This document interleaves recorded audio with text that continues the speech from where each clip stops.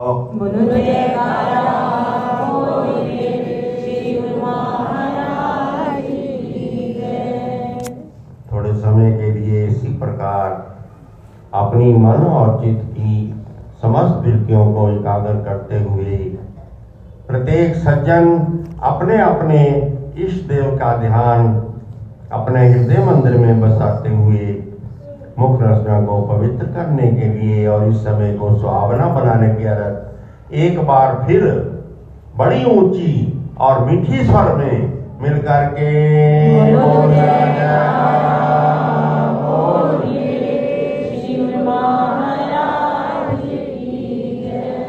बोल सच्चे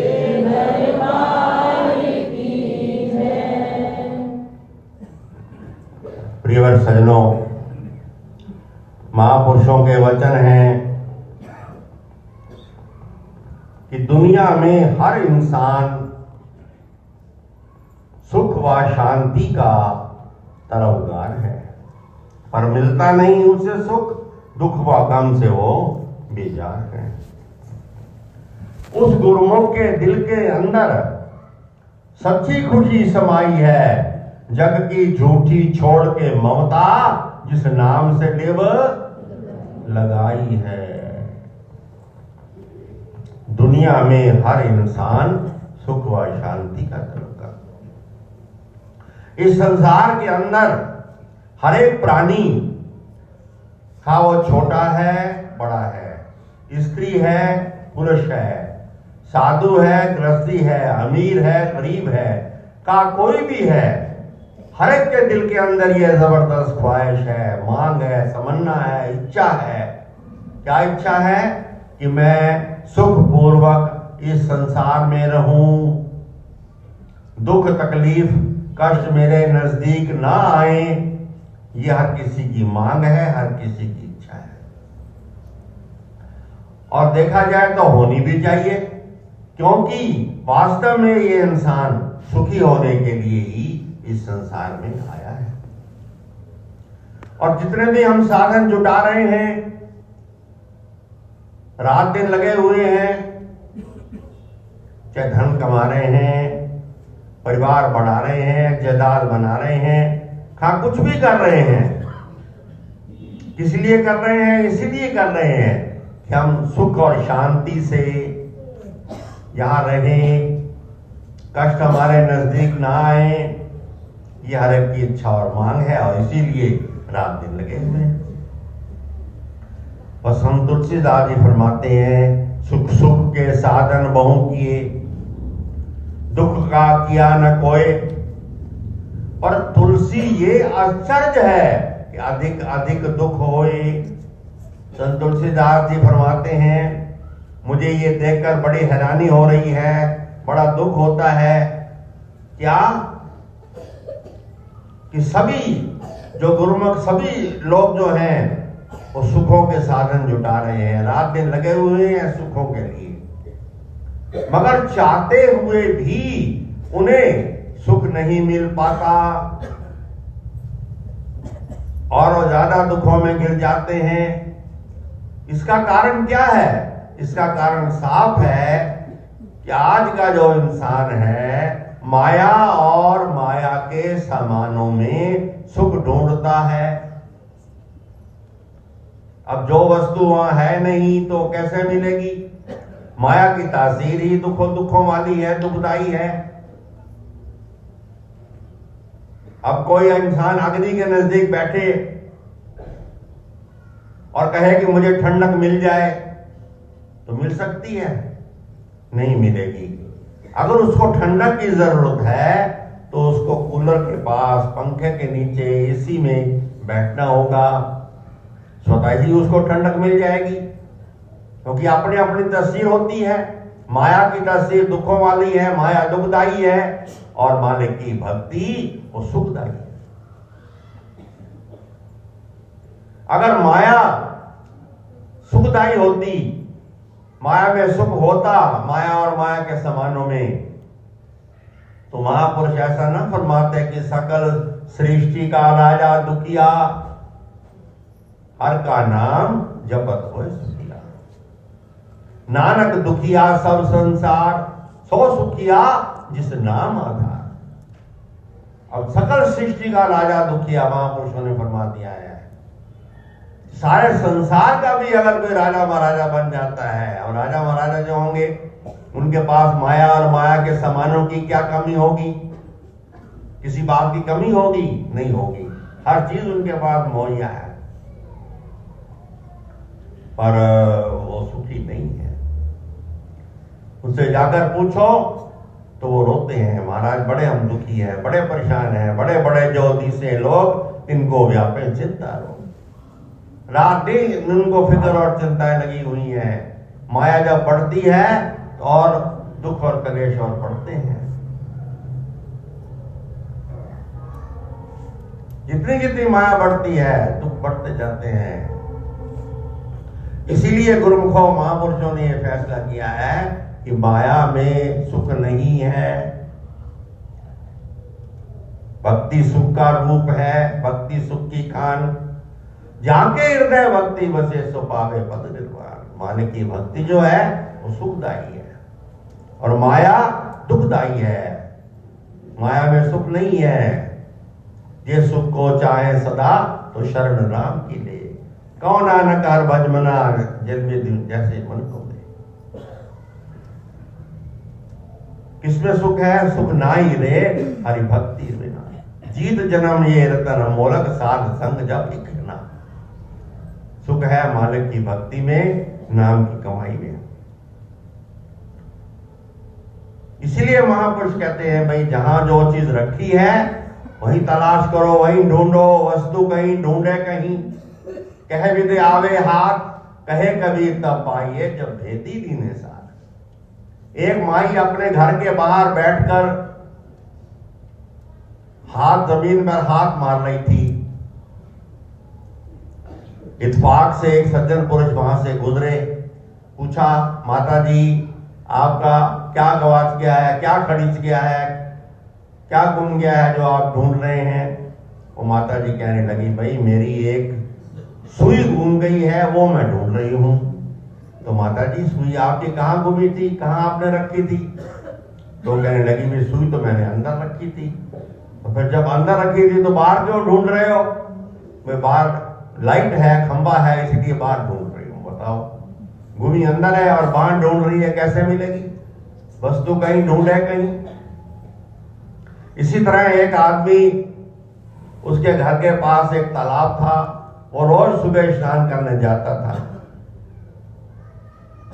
इत्तेफाक से क्या हुआ, एक दिन वो जब स्नान करने गया तो उसने तालाब में देखा कि एक बड़ा सुंदर नौलखा हार पानी में नजर आ रहा है। उस आदमी का मन ललचा गया, तो इस हार को तो लेना है, बहुत कीमती है। कपड़े उतारे और डुबकी लगाई। एक डुबकी लगाई, 2 लगाई, 3 लगाई, 4 लगाई, 5 लगाई। गहराई में गया मगर फिर भी वो हार था, हाथ नहीं आया, हार नहीं मिला। आकर थक कर वो निराश होकर तालाब के किनारे बैठ गया। इत्तेफाक से वहां एक संतों का आना हो गया। तो संतों ने उस सज्जन से पूछा, भैया क्या बात है, आप बहुत निराश नजर आ रहे हो? तो संतों से बेनती की कि महाराज देखो, मेरे साथ चलो। ये देखो सामने पानी में कितना सुंदर हार नजर आ रहा है। मैंने 4-5 डुबकी लगाई हैं, गहराई तक गया हूं, मगर ये हार मेरे हाथ में नहीं आया। अब आप ही कृपा करो, कोई युक्ति बतलाओ।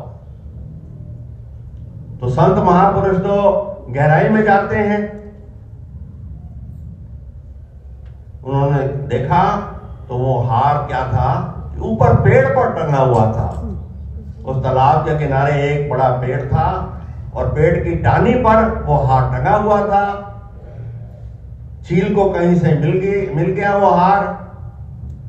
महारानी का हार बाहर पड़ा होगा, पलंग पर वो उठाकर ले आई चील और वहां टांग दिया। अब हार तो ऊपर पेड़ पर है और वो पानी में उसकी परछाई पड़ रही है। वो परछाई में उसको हार समझकर उसको ढूंढ रहा है, अब कैसे मिले? तो संतों ने फरमाया, देखो भाई, वो हार जो आप ढूंढ रहे हो वो नीचे नहीं है, ऊपर है। वो देखो सामने पेड़ के ऊपर हार टंगा हुआ है, चढ़ जाओ पेड़ के ऊपर, हार उतार लाओ। वो आदमी चढ़ गया पेड़ के ऊपर और हार उतार के हार उसको मिल गया और वो प्रसन्न और खुश हो गया। इसीलिए महापुरुष फरमाते हैं, भैया वस्तु कहीं ढूंढे कहीं कह भी दे। जो असल वस्तु है ऊपर, वो हम नीचे ढूंढते हैं, वो ऊपर है। उसकी तलाश करो, ऊपर हो। ये जहां हम तिलक लगाते हैं ये ऊपर भ्रकुटी स्थान है। यहां पर भगवान की ज्योत है, मालिक का निवास है। और आंखों के नीचे हमारे पिंड देश है। 9 हमारी ज्ञान इंद्रियां हैं, 2 कान, 2 आंखें, 2 नाक, 1 मुंह, 2 नीचे, 9 इंद्रियां हैं। इनके जरिए हमारी सूरत जो है वो नीचे जा रहा है। हमारी सूरत नीचे की तरफ जा रही है, पिंड देश में जा रही है, माया देश में जा रही है। ये सब माया देश है। जहां आंखें जाती हैं वही नजारा अंदर आ जाता है। जो हम बोलते हैं वही चीज हमारे अंदर आ जाती है। इसलिए महापुरुष फरमाते हैं कि अंतर गुरु आराधना, जीवा जप गुरु नाओ। नेत्रिय सतगुरु पेगना, शरवणे गुरु सुनना गुरु नाओ। सतगुरु सेती रतियां, दरगे पाइए ठाओ। कहो नानक कृपा करे जैसनु ये बदे, जग में उत्तम काढ़िए बिरले के। बिरले आप जैसे गुरुमुख होते हैं, बिरले के जो अंतर गुरु आराधना, जो अंदर से गुरु महाराज जी की आराधना करते हैं, अभ्यास करते हैं, पूजा करते हैं। आंखों से गुरु महाराज जी के दर्शन करते हैं, वाणी से गुरु महाराज की महिमा गाते हैं, दरबार की महिमा गाते हैं। ऐसे गुरुमुख कौन होते हैं? आप जैसे सज्जन पुरुष होते हैं। इसीलिए गुरुमुखों अभ्यास जो दिया जाता है, नाम अभ्यास आपको दिया है, इसीलिए दिया है कि आपकी सूरत जो नीचे है, इस अभ्यास के जरिए से उस सुरती को ऊपर ले जाना है। जब सुरती ऊपर चढ़ेगी, यहां पर पहुंचेगी, तो यहां पर गुरु महाराज के हमको साक्षात दर्शन होंगे।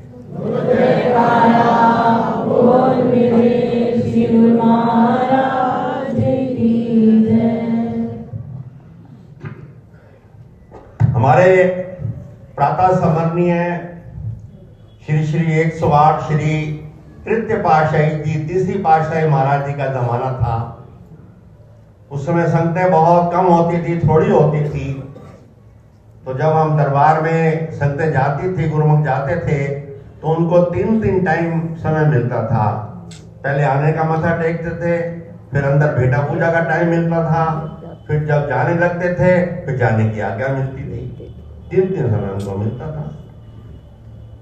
तो एक भगत जी परिवार सहित जब उनको अंदर टाइम मिला श्री गुरु महाराज जी के चरणों में, तो श्री गुरु महाराज जी के चरणों में बेनती की कि श्री गुरु महाराज जी मेरी एक बेनती है। श्री गुरु महाराज जी ने फरमाया, बोलो भगत जी क्या कहना चाहते हो?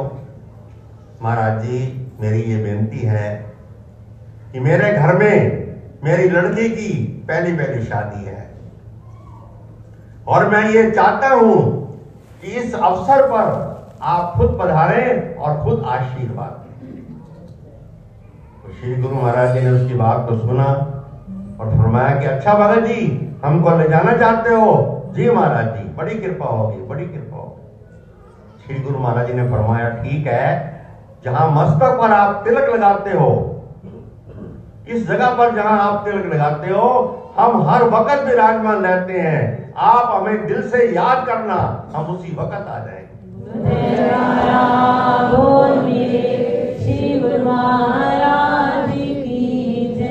कहते हैं ना पंजाबी में कि रब तेरे तो वख नहीं, पर देखने वाली तेरी हक नहीं। हर जगह मौजूद है पर तू नजर आता नहीं।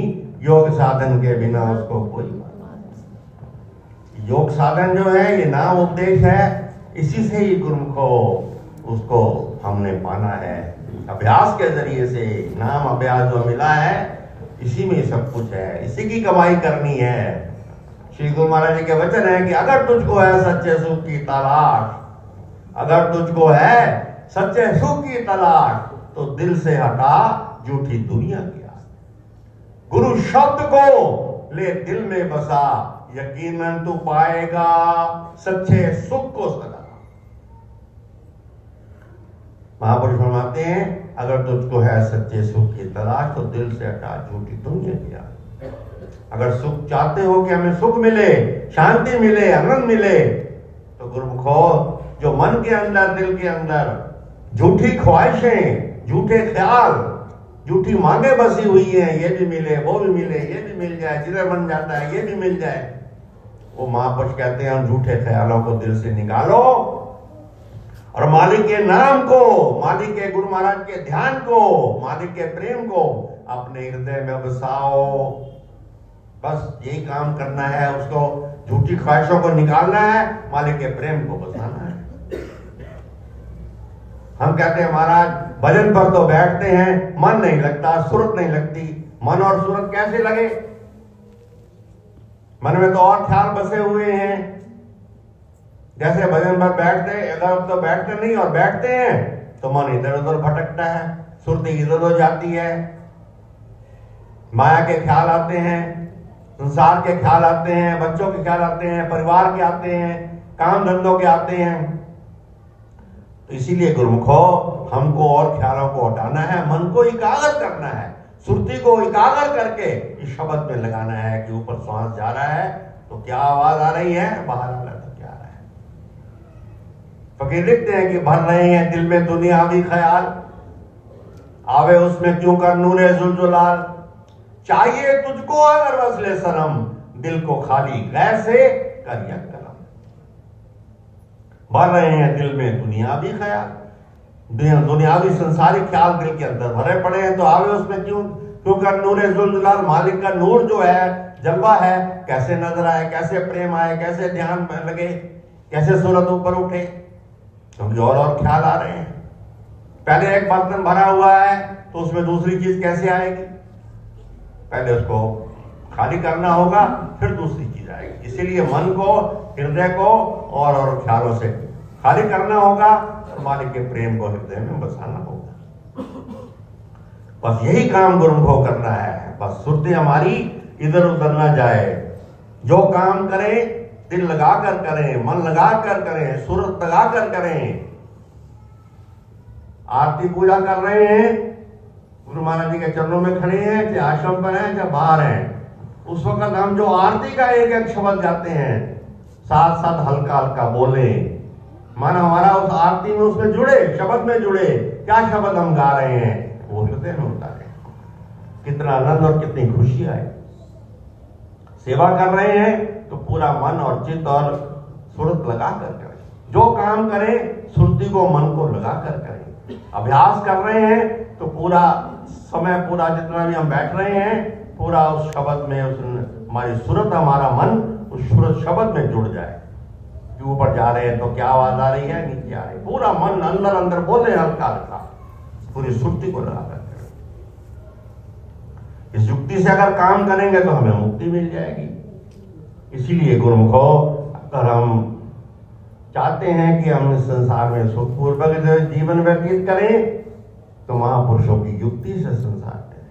अगर तुझको है सच्चे सुख की तलाश तो दिल से हटा चुकी, गुरु शब्द को ले दिल में बसा। गुरु के शब्द को दिल में बसाना है। नाम और भक्ति की हमको कमाई करनी है। एक भजन की कड़ी के अंदर आता है, एक बार मैं बोलूंगा, एक बार आप सब मिलकर बोलना।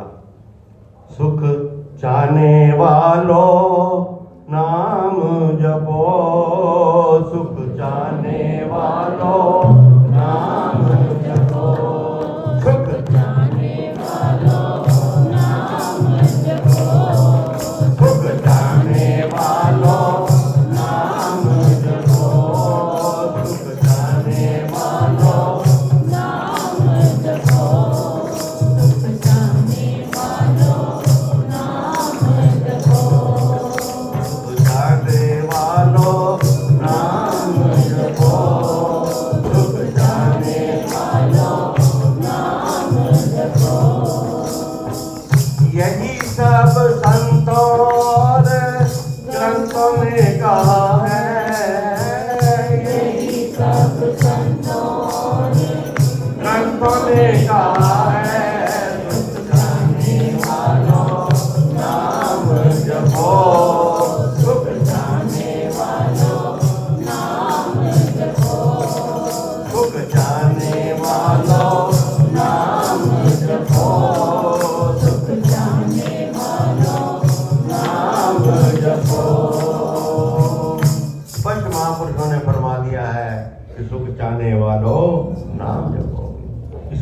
उनको अगर हम सुख चाहते हैं, शांति चाहते हैं, आनंद चाहते हैं कि हमारा जीवन खुशियों से भर जाए, हमारी आत्मा का कल्याण हो जाए, हमारा जीवन सफल हो जाए, हम सचखंड में पहुंच जाए, तो उसके लिए यही काम करना है कि नाम और भक्ति की कमाई करनी है, 5 नियम पूरे करने हैं, 2 घंटे भजन करना है और अपना जीवन सफल बनाना है। बोल मेरे श्री गुरु महाराज, बोल साचे